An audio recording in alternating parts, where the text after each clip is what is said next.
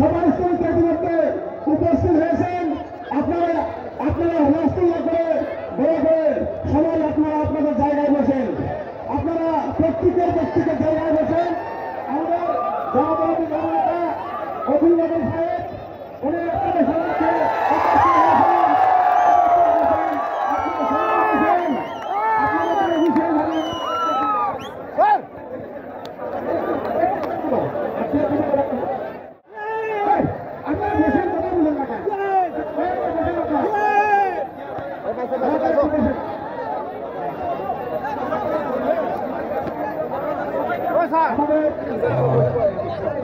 সকলোকে নমস্কাৰ, সকলোকে সালাম জনাইছোঁ। আপোনালোক সকলো ভালে আছেনে? ভালে আছে? সকলোকে নমস্কাৰ জনাই, শ্ৰদ্ধা জনাই, সালাম জনাই মই খুব চমুকে আপোনালোকৰ লগত কেইটামান কথা পাতিব খুজিছোঁ। ইয়ালৈ আহি গম পালোঁ যে কাইলৈ অসমৰ মুখ্যমন্ত্ৰী ডাঙৰীয়া বোলে মানকাছাৰলৈ আহিব। হয় নেকি? হয় নেকি? কথাটো হয়নে? কেলে আহিব? মই এই কথাটো বুজি পোৱা নাই যে তেখেত আহিব কিয়? হয়নে? তেখেতৰ মই অসম বিধানসভাত তেখেতৰ বক্তৃতা শুনিছিলোঁ। তেখেতে কৈছিলে যে ধুবুৰী, মানকাছাৰ, বৰপেটা আৰু গোৱালপাৰালৈ যেতিয়া মই যাওঁ তেতিয়া সেইখন অসমলৈ যোৱা যেন নালাগে। কৈছিলেনে? কৈছিলেনে নাই? এনেকুৱা লাগে যেন মানকাছাৰ, ধুবুৰী, বৰপেটা আৰু গোৱালপাৰালৈ গ'লে বাংলাদেশলৈ যোৱা যেন লাগে। কৈছিলেনে নাই? কৈছিলেনে নাই? কাইলৈ বোলে অসমৰ মুখ্যমন্ত্ৰীয়ে ভোট বিচাৰি আহিব। বাংলাদেশীৰ ভোট কাৰ ভোট বিচাৰি আহিব? কাৰ ভোট বিচাৰি আহিব? কাৰ ভোট বিচাৰি আহিব? মই নিজে আচৰিত হওঁ যে অসমৰ মুখ্যমন্ত্ৰীয়ে মানকাছাৰত অসমীয়া মানুহ নাই বুলি কৈছে। হয়নে? অসমৰ মুখ্যমন্ত্ৰীয়ে কৈছে ধুবুৰীত অসমীয়া মানুহ নাই। হয়নে? অসমৰ মুখ্যমন্ত্ৰীয়ে কৈছে যে গোৱালপাৰাত অসমীয়া মানুহ নাই। হয়নে? অসমৰ মুখ্যমন্ত্ৰীয়ে বিধানসভাত কৈছে যে বৰপেটাত অসমীয়া মানুহ নাই। তেতিয়াহ'লে মানকাছাৰত কাৰ ভোট বিচাৰি আহিব তেখেতে?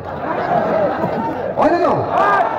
বাংলাদেশী, বিদেশী, ইয়াত মানকাছাৰত বিদেশীও ভোট দিয়ে নেকি? হা? চৰ্তেও নাই।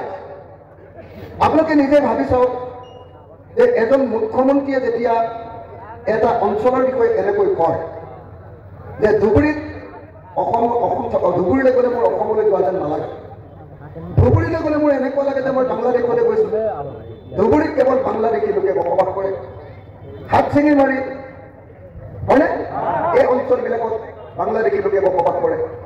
এইবুলি যেতিয়া এজন মুখ্যমন্ত্ৰীয়ে ক'ব তেতিয়াহ'লে গোটেই অসমখনৰ মানুহে কি বুলি ভাবিব? কি বুলি ভাবিব? উজনি অসমৰ মানুহ যিবিলাক আপোনালোকৰ মানকাছাৰলৈ অহা নাই, যিবিলাক মানুহ হাতচিঙি মাৰিলৈ অহা নাই, যিবিলাক মানুহ কোনোদিন ধুবুৰীলৈ অহা নাই, যিবিলাক মানুহে কোনোদিন বৰপেটা দেখা নাই, যিবিলাক মানুহে কোনোদিন গোৱালপাৰা দেখা নাই, তেখেতসকলে ভাবিব যে গোৱালপাৰা, ধুবুৰী এইবিলাকত কেৱল বিদেশী লোকে বসবাস কৰে। হয়নে? আৰু সেই মানুহবিলাকে যেতিয়া যোৰহাটলৈ যাব, সেই মানুহবিলাক যেতিয়া ডিব্ৰুগড়লৈ যাব, সেই মানুহবিলাক যেতিয়া শিৱসাগৰলৈ যাব, সেই মানুহবিলাক যেতিয়া এই অঞ্চলৰ মানুহবিলাক যেতিয়া গুৱাহাটীলৈ যাব, তেতিয়া কি হ'ব? তেতিয়া সেই অঞ্চলৰ মানুহে এই অঞ্চলৰ মানুহক বিদেশী বুলি তেওঁলোকক টিটকাৰি মাৰিব, বিদেশী বুলি আক্ৰমণ কৰিব, বিদেশী বুলি আধাৰ কাৰ্ড চাব খুজিব আৰু বিদেশী বুলি কামত ধৰাই ৰাখিব। হয়নে নহয়? আজি যে অসমৰ সংখ্যালঘু ৰাইজে বাৰম্বাৰ উজনি অসমৰ বিভিন্ন ঠাইত গৈ অপমানিত হ'ব লাগে, গুৱাহাটীলৈ গ'লে যে অপমানিত হ'ব লাগে, দিল্লীলৈ গ'লে যে অপমানিত হ'ব লাগে, বেংগলুৰুলৈ গ'লে কাম কৰিবলৈ গ'লে যে অপমানিত হ'ব লাগে, তাৰ কাৰণে জগৰীয়া কোন? তাৰ কাৰণে জগৰীয়া বিজেপি চৰকাৰ হয়নে নহয়? চবেই মতা নাই।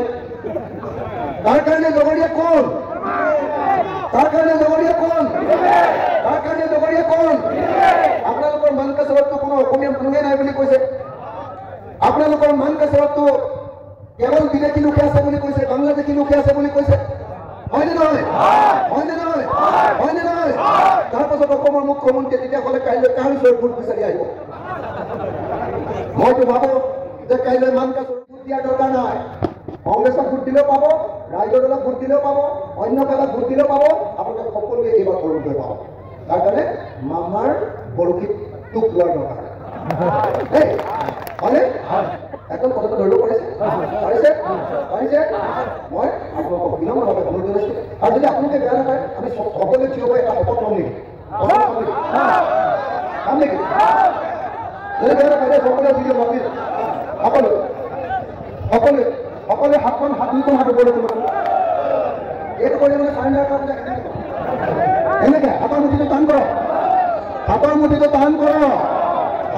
টান কৰিছেনে বেয়া পাইছেনে এনেকে কৰিবলৈ কোৱা কাৰণে সকলোকে হাতৰ মুঠি টান কৰিবলৈ দুইখন হাতৰ মুঠি টান কৰিবলৈ অনুৰোধ কৰিছোঁ হাতৰ মুঠি টান কৰক এতিয়া মই এটা শপত গাই যাম আজি 4 মে তাৰিখে ঠাকুৰনবাৰী নতুন বজাৰ খেলপথাৰত অনুষ্ঠিত হোৱা বিশাল গণসমাৱেশত উপস্থিত থকা ৰাইজে সংকল্প গ্ৰহণ কৰোঁ যে সাম্প্ৰদায়িক বিজেপি সাম্প্ৰদায়িক AGP আৰু সাম্প্ৰদায়িক AIDF-ক আমি কোনেও ভোট নিদিওঁ আমি দেশৰ সংবিধান ৰক্ষা কৰিম আমি ভাৰতক গণতান্ত্ৰিক দেশ কৰি ৰাখিম আমি ভাৰতক কোনো পক্ষে ধৰ্মীয় ৰাষ্ট্ৰ কৰিবলৈ অনুমতি নিদিওঁ ভাৰতক ৰক্ষা কৰিবলৈ ভাৰতৰ গণতন্ত্ৰক সুৰক্ষিত কৰিবলৈ 2024 চনৰ লোকসভা নিৰ্বাচনত আমি বিৰোধী ঐক্য মঞ্চ অথবা ইণ্ডিয়া জোটক ভোটদান কৰিম আমি বিজেপি AGP AIDF-ক বৰ্জন কৰিম আমি হাতৰ দিনত সকলোৱে ভোটদান কৰিম ধন্যবাদ জয় অসম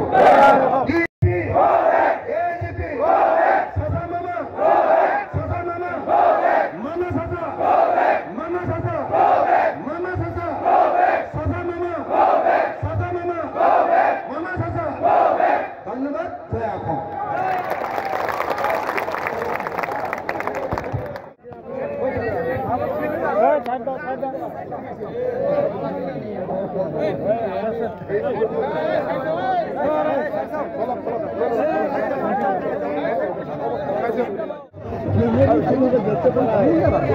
ঘোষণা কৰি দিছে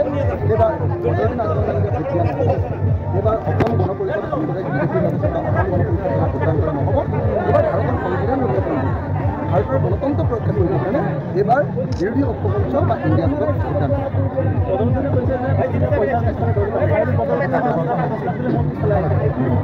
মানে বদৰুদ্দিন আজমলে যদিও কৈ থাকে যে তেখেত বহুত ধনী মানুহ মই এইবাৰ ইলেকশ্যনৰ যিটো তেওঁৰ শপতনামা চালোঁ যে তেওঁ বৰ বেছি ধন নাই তেওঁ যিমানকেইটা পইচা আছে সেইকেইটা পইচাৰে অখিল গগৈ কিনিব নোৱাৰে অখিল গগৈ মাথাটো কিনিবৰ কাৰণে তেওঁৰ হাতত পাত দিয়ক তেওঁৰ লগত থকা যিমানবিলাক মানুহ আছে সিমানবিলাক মানুহে একেলগে গোটালেও সিমান পইচাৰে অখিল গগৈ কিনিব নোৱাৰে কথাটো বুজি পাইছেনে গতিকে মই অতি স্পষ্টভাৱে কৈছোঁ যে সংখ্যালঘু ৰাইজে বদৰুদ্দিন আজমল ডাঙৰীয়াক ইতিমধ্যে তেখেতসকলৰ শত্ৰুৰূপে গণ্য কৰিছে ইতিমধ্যে সংখ্যালঘু ৰাইজে গম পাইছে যে বদৰুদ্দিন আজমল ডাঙৰীয়াই ইমান দিন ধৰি তেওঁলোকক বেইমানি কৰিলে তেওঁলোকক গাদ্দাৰী কৰিলে আৰু তেওঁলোকক বিশ্বাসঘাতকতা কৰিলে সেইকাৰণে এইবাৰ বদৰুদ্দিন আজমল ডাঙৰীয়াক বিদায় দিবৰ কাৰণে তেওঁ গোটেই ৰাইজ ইতিমধ্যে প্ৰস্তুত হৈছে সেইকাৰণে বদৰুদ্দিন আজমল ডাঙৰীয়াৰ একদম পটাপট খং উঠিছে তেওঁ কেতিয়াবা সাংবাদিককে মাৰি দিছে তেওঁলোকৰ মানুহে তেওঁ কেতিয়াবা দলৰ নেতাকে মাৰি দিছে তেওঁ কেতিয়াবা মাইক্ৰেট থেকেচি ভাঙি দিছে মুঠতে বদৰুদ্দিন আজমল ডাঙৰীয়াই অস্বাভাৱিক আচৰণ কৰা আমি দেখিবলৈ পাইছোঁ গতিকে বদৰুদ্দিন আজমল ডাঙৰীয়াই যিমানেই যি নকৰক লাগিলে আপোনালোকে খাটাং থাকক যে এইবাৰ বদৰুদ্দিন আজমল ডাঙৰীয়াৰ বিদায় হ'ব 2024 চনত বদৰুদ্দিন আজমল ডাঙৰীয়া AIDF-এ এখনো আসন লোকসভাত নাপায় আৰু 2026 চনত তেওঁলোকৰ এজনো MLA নিজিকে আৰু মই আপোনালোকক এতিয়া ভৱিষ্যতবাণী কৰি গৈছোঁ যে বদৰুদ্দিন আজমল ডাঙৰীয়াৰ পাৰ্টীৰ যিবিলাক MLA আছে কেইদিনমানৰ ভিতৰতে সকলোৱে আমাৰ বিৰোধী ঐক্য মঞ্চ বা কংগ্ৰেছত যোগদান কৰিব আৰু যোগদান কৰি আপোনাৰ বদৰুদ্দিন আজমল ডাঙৰীয়াৰ পাৰ্টীটো 2026 চনত সম্পূৰ্ণৰূপে অসমৰ ৰাজনীতিৰ পৰা নাইকিয়া হৈ যাব মোৰ লাজেই লাগিছে অসমৰ মুখ্যমন্ত্ৰীয়ে যেতিয়া কাইলৈ মানকাছাৰত ভোট বিচাৰি আহিব বুলি ক'লে মোৰ নিজৰে লাজ লাগিছে তেখেতৰ যে ইমান চৰম নাই মই ভবাই নাছিলোঁ তেখেতেতো সদায় কৈ আছিলে যে মানকাছাৰত অকল বিদেশীহে থাকে তেখেতেতো সদায় কৈ আছিলে যে ধুবুৰী বৰপেটা আৰু গোৱালপাৰা মানকাছাৰ ইয়াত অকল বিদেশীহে থাকে অকল বাংলাদেশীহে থাকে এতিয়া বাংলাদেশী ভোট বিচাৰি তেওঁ ইয়ালৈ আহিব নেকি তেওঁতো ইমান দিন ধৰি নিজকে খিলঞ্জীয়া চৰ্দাৰ চৰ্দাৰ বুলি ঘোষণা কৰি আহিছিলে খিলঞ্জীয়া চৰ্দাৰে এতিয়া তেওঁ ঘোষণা কৰা যে ইয়াত অকল বাংলাদেশী থাকে সেই বাংলাদেশী ভোট বিচাৰি আহিব ইমান বিলাস তেওঁ বাংলাদেশী ভোট লাগে তেওঁ বিদেশী ভোট লাগে মই ভাবোঁ যে তেওঁ যদি চৰম আছে তেওঁ হেলিকপ্টাৰৰ পৰা নামিব নালাগে দূৰৰ পৰা এনেই ওপৰৰ পৰা ৰাস্তাত মানুহখিনি চাওক আৰু তাৰপিছত তেওঁ ঘৰলৈ ঘূৰিছে